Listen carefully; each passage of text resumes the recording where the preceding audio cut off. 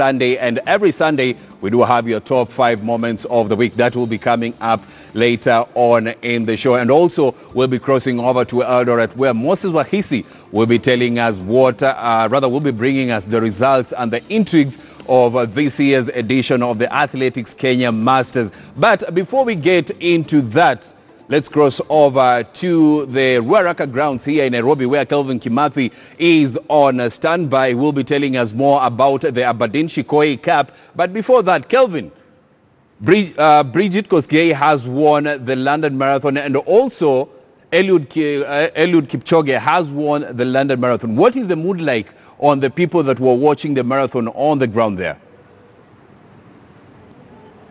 Definitely, Robinson. Of course, it's a very proud moment for every Kenyan and every person in the sports industry in Kenya. It doesn't matter whether they are in the athletics, rugby or football. But here at the KCB Sports Ground, some of the rugby fans that are here for the Arbabeen Rugby Cup, they are also following up that race. And let's get some reactions from them on how they saw that race. We start with you, sir.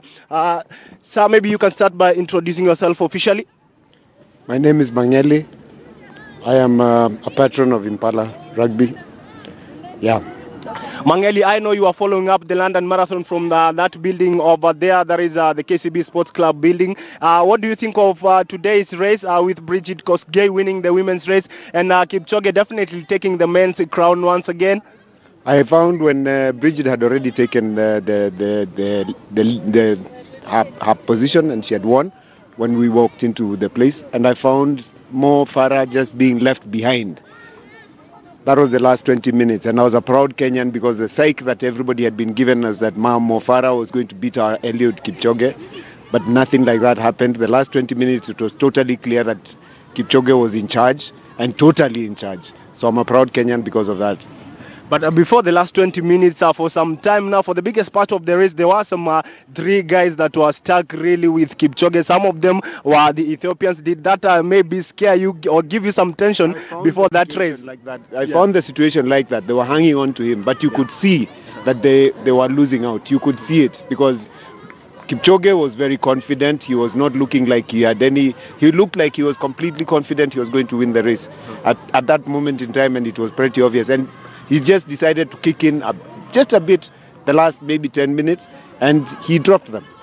And looking at the time, I know you are a sport person, and looking at that time that he finished with, of course, 2 hours, 2 minutes and some seconds. What do you make of that time? Because again, Kipchoge winning the race wasn't really in the question, but the main question was about the time that he would win the race with. Well, actually, I don't know, compared to other statistics of other races or other London marathons, how much it compares. But we were watching with other people, and guys were even saying that, can you imagine running for 2 hours and you're doing this kind of speed? It's a marvelous thing. Yeah, it's a marvelous thing these guys do. It's not something that we can assume. Do you think he's the greatest marathoner ever to walk in this planet? I think that would be unfair to others. So I'd rather say he's a great marathoner. Yes. Okay, thank you very much, Robinson. That's some of the fans, one of the fans that was following up the London Marathon here that was happening some few minutes ago. But now let's go back to the main action. That is the 2019 Arbabeen Shikoyi Cup rugby action. The first match is about to kick off. It will be kicking off in the next few minutes. And now just to look at the background of this tournament is that it's named in the memory of the Kenya Lionesses legendary captain, that is Arbabeen Shikoyi, and it consists of 3 teams that consist of players from the 9 core teams that participated in the Kenya Rugby Union Women's 10-a-side rugby tournament, and also 6 from the Kenya Sports University Sports Association. And the 3 teams, we start with Chui, there's Tembo, and there's the defending champions Black Lion. You look at Tembo, it consists of the likes of Top Fry, Nakuru, Shamas, Masinde Muliro University, and the rest. And also you take a look at Chui, it consists of some of the 2 core teams in the Kenyan rugby women's clubs, that is Impala, the likes of Mwamba, and Black Lions consist of Mwamba Ladies Club and Northern Suburbs. And now joining me is the Impala ladies coach Mary, just to talk about today's tournament. And Mary, coming here, your team is in the Chui team, that is. What should you expect from today's tournament? First and foremost, I have to say the union has done a very good thing because we've not played 15s for 3 years now, and we actually this is a part of building up towards the qualifier. There's actually an African qualifier for World Cup, which is going to be held in South Africa in August. So this is building up towards naming the core team that will represent Kenya in that tournament. About today, if you look at Black Lions, they have Mwamba and Northern Suburb. They basically have a big chunk of the forwards. They're very good forwards. As you just saw, they actually scored a try of their forwards. If you look at Tui, us Impala and Homeboys and Comrades, we are a bit agile, we don't have big forwards. So basically, we need to ensure that we use more of our backs than forwards. Because if we play forwards against Black Lions, we might be at disadvantage because we don't have as big players as they do. Now, transitioning from the 10s that just ended the other day, where your team won actually the Nakuru 10s. Now, this is the 15s, same players combined in different teams. How different is that, and how hard is it for the players from the 10s to transition to the 15s? Thank you very much. Actually, to be honest, the 10s format, the 15 format, is a totally different ball game. Let's start with time. For the 15th is 40 minutes. For the 10th is 10 minutes. So first already, there's an issue of time difference. And then the combination is also very different. For the 10th, you have more space because you have less players on the pitch. For 15th, you have an extra 5 players on the pitch. So that by itself changes the dynamics. For 15th, you really have to focus on the role of each player. Like Flyer and Scrap, you have to have very good playmakers. All right? And then number 15 also, the fullback. So it's very different. So we'll see how it goes, but we will put our best foot forward. We talk about a Black Lions consisting of some of the best teams. That is Mwamba, Northern Suburbs, and KU Blood Babes. And you guys are in the Chui team that consists of you guys, Impala, Homeboys, and Comrades. Comrades didn't show up. You just have now to field players from your team and Homeboys. What do you make of that? And also, what should we expect from your team's performance today? Well, I pick from the last 10th tournament, and I can say we finished first, they finished third. So individually, it looks like we have a good mix of good players. So we just have to harness the strength that we have, which is mostly in the backs. In the forwards, we have to make sure that the forwards also play like backs so that they don't keep the ball a lot, so that we play a bit faster and quicker game, so that we'll get the Black Lions on the back foot. When we'll meet Tembo, will be actually same. It will be equal in terms of, if you look at the age spread of the players, almost the same age. If you look at their skill levels, almost the same. So it will be an interesting game when we play against Tembo. But well, we are here. Let's wait and see. Okay, thank you very much and all the best, Mary. Now, Robinson, that Impala ladies coach. Mary, talking about the tournament that is going on right now, remember her team, that is the Impala ladies, and is in the Chui side. But the match going on right now, as you can see on these pictures, is between the defending champions, that is Black Lions. It consists of Mwamba ladies, Northern Suburbs, and the likes of Kenyatta University Blood Babes. The other side, you can see they are wearing the Nakuru top of teams jerseys, which means that that is the Tembo team. It contains Nakuru. It also contains the likes of Shamas, Kisumu Dolphins, and Masinde Muliro University. But a lot of optimism right there from the coach. Of course, they're expecting that maybe this time around they all perform better than last year and maybe win the crown from the Black Lions, who are the defending champions. Back to you, Robinson.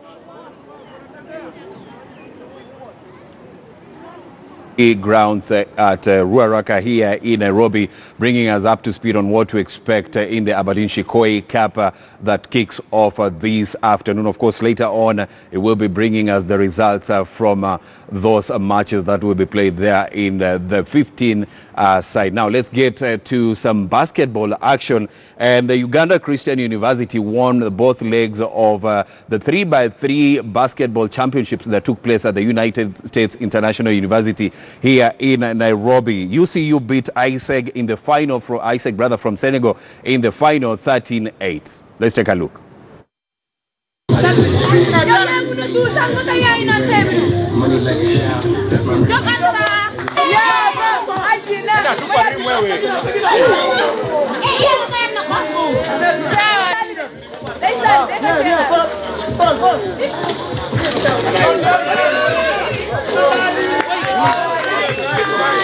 The 3-on-3 basketball is always quick and fast, and it's so competitive. Any team that is playing against you has a chance to overcome you if you're not serious. So it's really high. Like if you're playing, you need to be intense. It helps you as an athlete, like you get exposure, you get to see what everybody else is doing different or doing better than you. But then as a person as well, you get to see other parts of the world, other cultures, how people do their things different.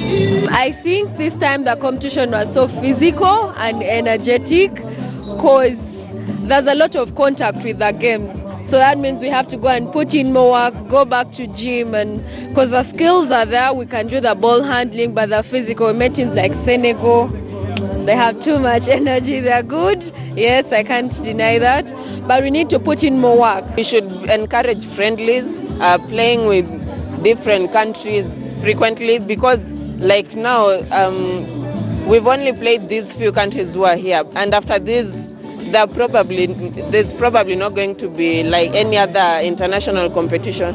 But I think if the Basketball Federation, FASU, and all these committees come together and organize friendlies, at least it helps us know what we need to work on, so that when we go for national games and all that, we know how to work with what comes to us, because you'll know how a country plays, and you can work to combat their tactics. We have increased the number of institutions that are participating, but also I think the level of talent is really an inspiration for the African child. But also I think the two teams that are going to represent Africa in the World League in Germany, China later this year will have a greater opportunity of competing, because I think the standard has really gone up. And I believe that Africa is slowly making it up there.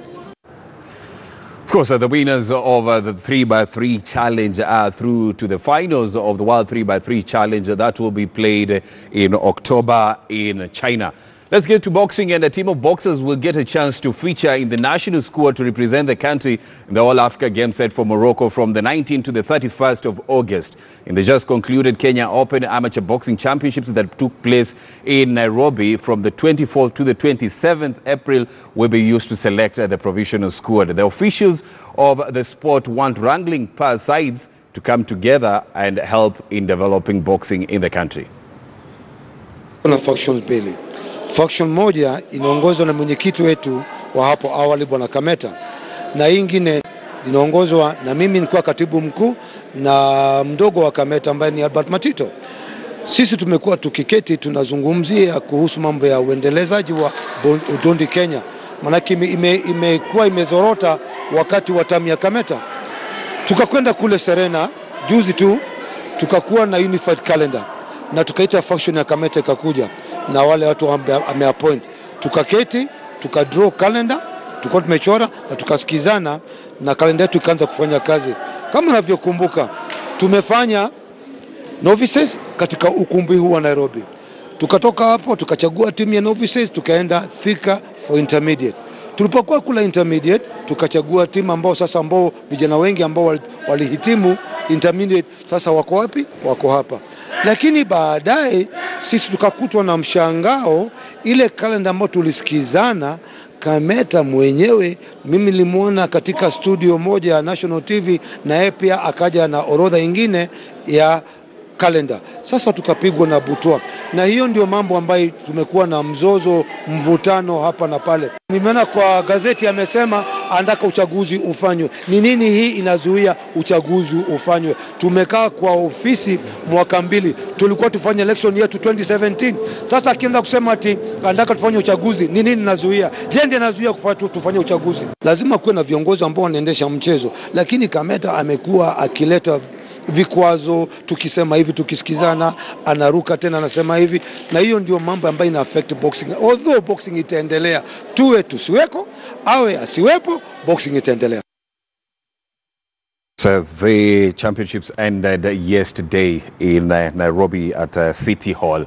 So let's get to some shooting action, and the IDPA Southern Nationals kicked off on a high note with 10 top shooters from Kenya bracing the 7 degrees cold weather to put up a fantastic display of gun prowess against 100 competitors from other African countries. The competitors who are taking part against a least category of the master CCP shooters are optimistic of registering great results in the championships.